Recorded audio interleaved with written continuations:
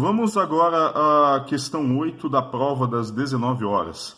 Se trata de uma questão clássica de circuito com duas fontes. Se você olhar o enunciado, você vai perceber que a fonte ε1 tem uma força eletromotriz ε, a força ε2 tem uma força eletromotriz 2ε, esse resistor que ele chamou de R3 tem uma resistência 3R, o R2 2R e o R1 R apenas. Tá? Vamos supor agora quais são os sentidos das correntes. Como essa fonte aqui tem um potencial maior do que essa, vamos supor que o sentido da corrente aqui é este. Vamos chamar essa corrente aqui de I3. Aqui nós temos o resistor 2R. Vamos chamar a corrente que passa por ele de I2. Tá? Eu estou supondo esse sentido da corrente elétrica. Se o sentido for ao contrário do que eu supus, na resposta final vai dar um valor negativo para o I2. Vamos ver o que acontece. E aqui no resistor R, vamos supor que a corrente passa nesse sentido aqui. Eu vou dar o nome de I para essa corrente que passa no resistor R1. Muito bem. Aqui nós temos que considerar, como em todo o circuito, conservação de carga e conservação de corrente. Né? Vamos ver primeiro conservação de carga. A corrente que chega no nó A é I3 e sai I1, I2 e a corrente I. Logo, a primeira equação que nós temos é I3 igual a I mais o I2. Tudo bem? Agora nós temos que olhar as malhas. Olhar as malhas significa que a gente vai considerar conservação de energia. Vamos começar nesse ponto aqui e considerar essa malha menor, que começa aqui e termina aqui. Então nós temos o quê? Ganho 2ε, perco menos 3R vezes I3 e perco R vezes I. Isso aqui volta ao ponto inicial, então isso aqui dá 0. A segunda malha que eu posso considerar é essa malha maior, o retângulo maior, começando aqui e terminando no mesmo ponto. Então eu tenho 2ε menos 3R e 3, agora eu vou para cá, menos 2R e 2, e vejam que aqui essa fonte, aqui ε1, está em um sentido oposto da corrente que eu supus. Então ela vai estar aqui com sentido com valor negativo, menos ε, isso aqui é igual a 0. Tá?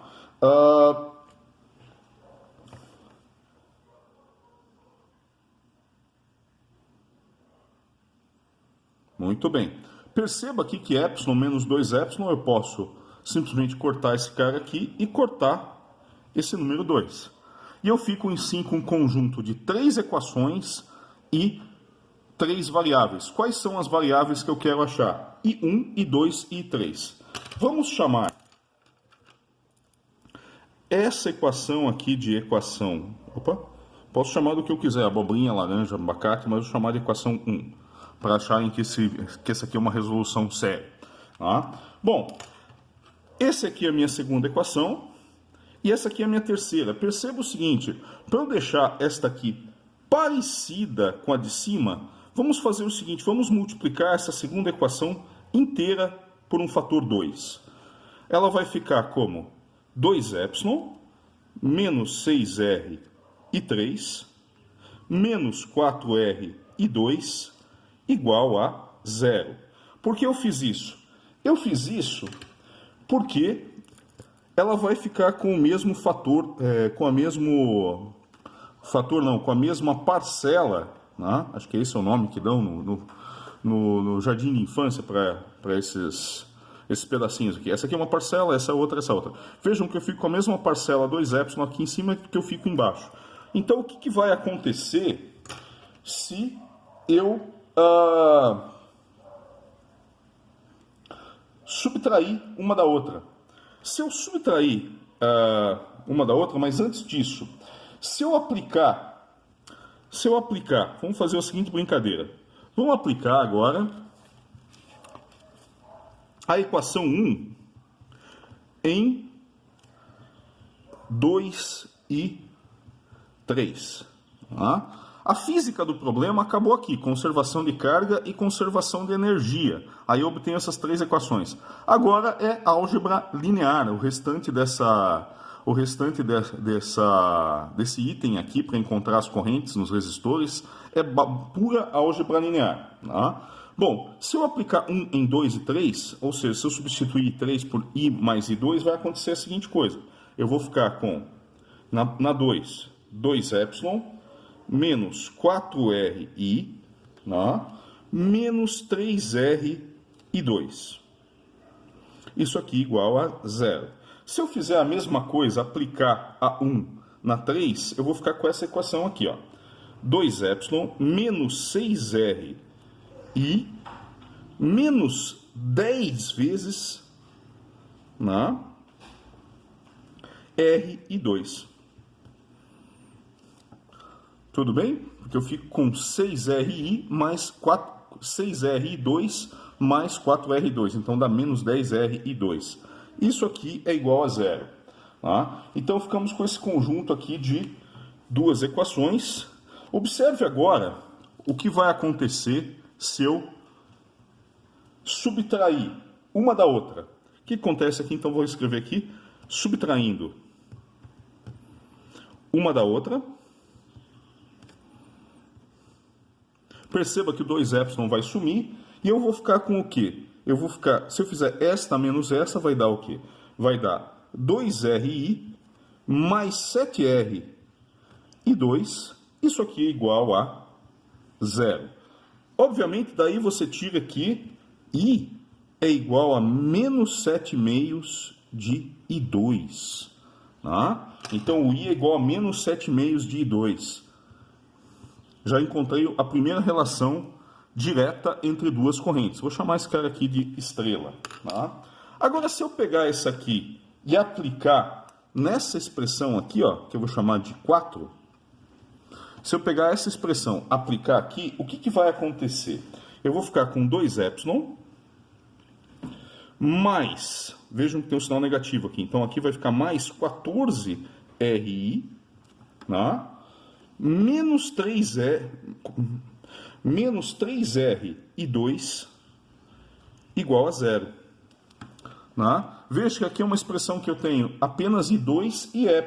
Né? Eu consigo rapidamente isolar aqui o i2 e aí a gente encontra que a nossa corrente 2, que passa pelo resistor 2, é menos, vai ficar menos aqui, menos 2 dividido por 11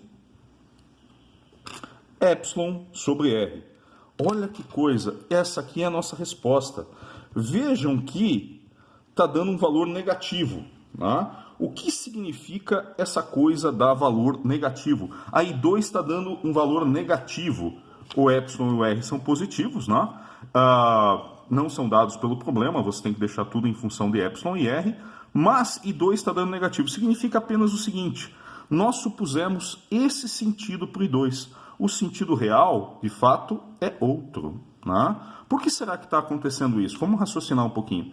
Embora essa fonte aqui tenha uma força eletromotriz que é metade dessa outra, o que está acontecendo? Aqui nós temos um resistor muito maior do que aqui. Então está caindo uma diferença de potencial grande aqui no resistor R3. Então, por isso, o sentido de I2 é o sentido da fonte epsilon, ou seja, I2 vai nesse sentido aqui. Vamos terminar de resolver o sistema de equações lineares. A gente encontrou I2. Obviamente, se eu substituir em I, se eu fizer uma substituição direta aqui, eu já encontro a resistência, já encontro a corrente no resistor R. Dá simplesmente 7/11 de epsilon sobre R. 7/11 de epsilon sobre R. Então, nós já temos a resposta ao item B, a resposta ao item A, que é esta aqui. Essa aqui é a resposta do item A. E o item B pede a corrente elétrica que passa pelo resistor, Perdão, essa aqui é a resposta do item B, desculpem, tá? Corrente no resistor R... Perdão, não, essa é a resposta do item A. Estava certo. Estava certo, essa é a resposta do item A. E o item B pede a corrente que passa na resistência R3, ou é o que a gente chamou de I. A corrente que passa na resistência R3 é simplesmente a corrente... Não, perdão.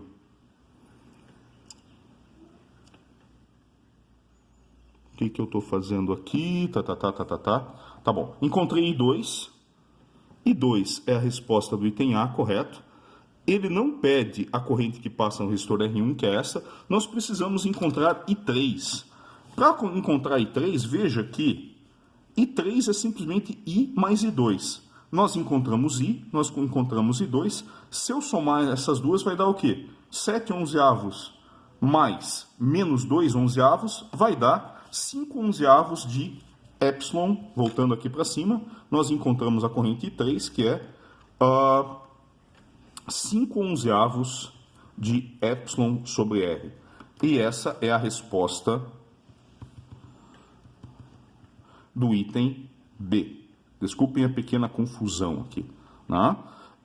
E a última coisa que o problema pede, né? Se você olhar aqui no enunciado, a última coisa que o problema pede no item C é: qual o potencial elétrico no ponto A? Ora, aqui nós temos uma queda de potencial R vezes I, né?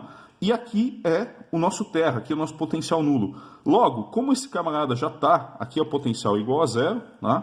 Aqui vai ser simplesmente a queda de potencial que ocorre do ponto A para esse ponto aqui, que é R vezes I. Então vamos calcular aqui o item C, o item C da questão. Tá? Então, isso aqui vai ser o VA, vai ser igual a R vezes I. Nós sabemos quem é o I, logo isso aqui dá simplesmente 7/11 de epsilon. E essa é a resposta do item C.